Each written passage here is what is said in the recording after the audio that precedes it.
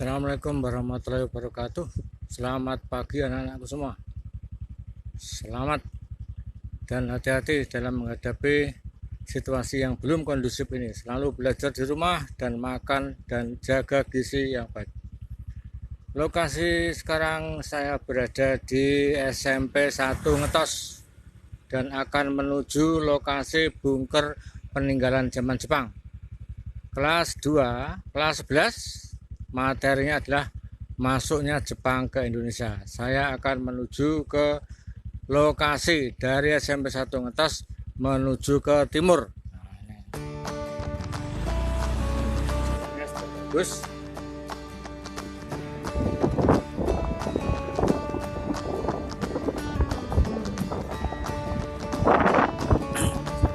Sekali. Oke, kita bisa ke sini masuk ke melihat apa itu bunker zaman Jepang itu tidak bayar, ada di tengah hutan. Ini masih kira-kira 500 meter. Jadi banyak sekali pemandangan.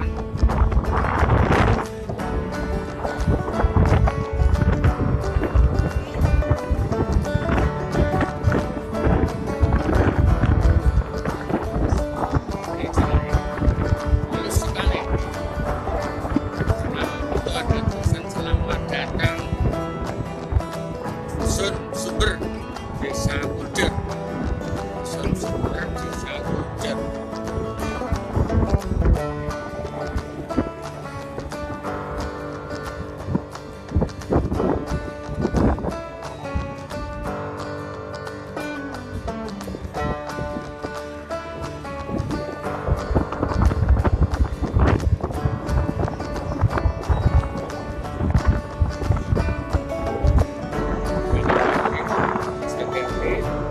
Pelan-pelan saja.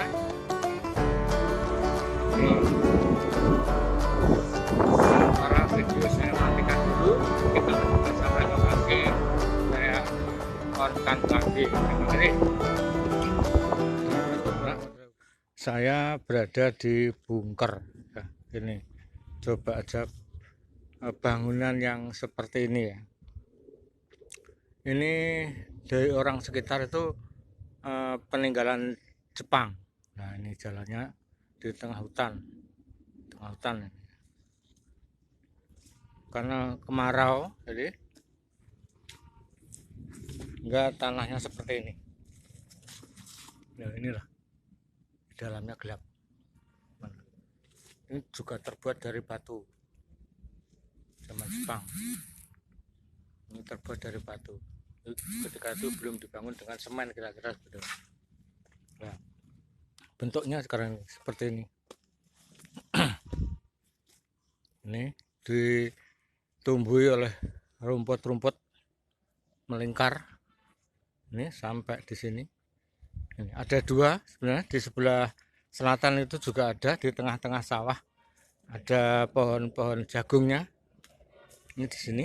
Nah, ini sampai di sini juga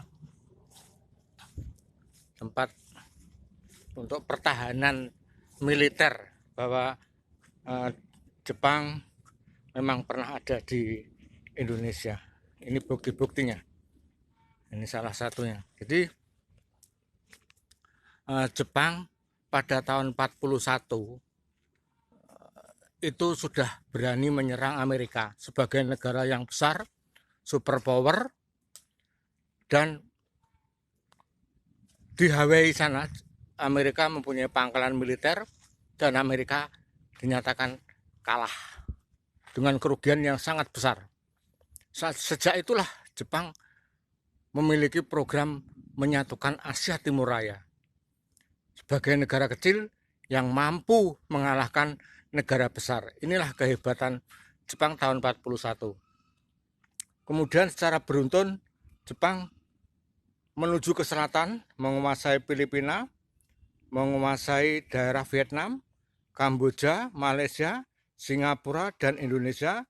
Kemudian di Banten, Indramayu, Kragen, Surabaya, tahun 42 Jepang berhasil menundukkan Belanda yang sudah lama berkuasa di Indonesia. Namun Belanda tidak mampu menghalangi militer Jepang.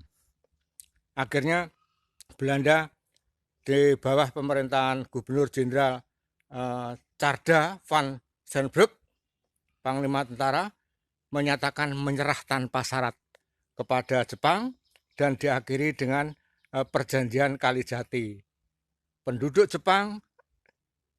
Jepang atas Indonesia itu adalah memiliki tujuan yang sangat penting buat Jepang, yaitu kenapa Jepang begitu menginginkan Indonesia, karena Indonesia dijadikan sumber bahan mentah, sumber bahan bakar untuk kepentingan industri. Indonesia dijadikan pasar hasil industri Jepang dengan jumlah penduduk Indonesia yang sangat banyak. Indonesia dijadikan sumber untuk mendapatkan tenaga upah buruh yang sangat murah. Inilah awalnya Jepang begitu antusias menguasai Indonesia.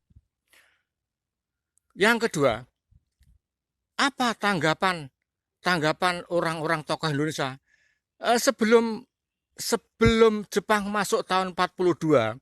Sebenarnya orang-orang Jepang itu sudah masuk ke Indonesia dengan menyamar, menyelidiki, mengamati bagaimana keadaan Indonesia, geografinya, masyarakatnya itu sudah diselidiki sebelum masuk tahun 42. Jadi begitu masuk, Jepang itu sudah tahu siapa orang yang paling berpengaruh di Indonesia. Nah, tokoh-tokoh pejuang pada zaman Belanda sebelum Jepang yang dulu pernah dipenjara itu oleh Jepang dibebaskan. Soekarno juga dibebaskan. Nah, dan banyak lagi. Kemudian orang-orang yang bisa diajak kerjasama, Hatta, Ki Hajar Dewantara, Samratulangi, terus MH Tamrin, Sutarjo, ini orang-orang yang mempunyai pengaruh yang sangat besar pada rakyat pada tahun itu. Apa alasan, bagaimana Jepang bisa optimis bisa menguasai Indonesia? Satu, pada awalnya Jepang menyebut Indonesia itu saudara muda, saudara tua, saudara muda dan saudara tua. Dan yang kedua, Jepang berjanji untuk akan memerdekakan kelak di kemudian hari jika situasinya sudah bagus. Awalnya kedatangan Jepang itu juga diperbolehkannya mengibarkan bendera merah putih berdampingan dengan bendera Jepang Hinomaru. Kemudian Jepang bersikap simpatik terhadap tokoh-tokoh itu, ya. Kemudian dibebaskan. Kemudian juga membicarakan tentang kemerdekaan. Bahkan Jepang juga memperbolehkan lagu Indonesia Raya yang pertama kali dinyanyikan oleh orang Indonesia pada tahun 1928, Sumpah Pemuda itu boleh dinyanyikan kembali. Tapi syairnya memang tidak sama dengan yang sekarang. Zaman itu Sumpah Pemuda itu oleh Pak Yamin lah sebagai promotor daripada Sumpah Pemuda. Nah, sejak itulah Jepang menguasai Indonesia dan bersama-sama dengan beberapa tokoh Indonesia. Terus kemudian apa yang dilakukan Jepang? Yaitu melakukan pemerintahan secara militer, ya, secara militer. Angkatan darat dan angkatan laut. Angkatan darat yaitu tentara ke-16 untuk Jawa, Madura dan pusatnya di Jakarta. Itu berada menguasai angkatan darat. Kemudian pemerintahan militer angkatan darat itu tentara ke-25 menguasai Sumatera dan Bukit Tinggi. Yang ketiga, pemerintah militer angkatan laut menguasai armada selatan kedua untuk daerah Kalimantan, Sulawesi, Maluku yang berpusat di Makassar.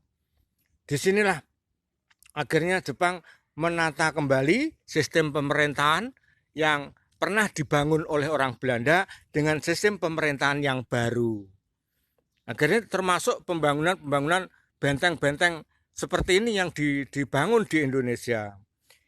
Beberapa perubahan yang dilakukan oleh Jepang yaitu isi Osamu Seirei, ya, jabatan gubernur A pada Hindia Belanda dihapus, segala kekuasaan yang dulu dipegang diambil alih oleh Panglima Tentara Jepang di Pulau Jawa.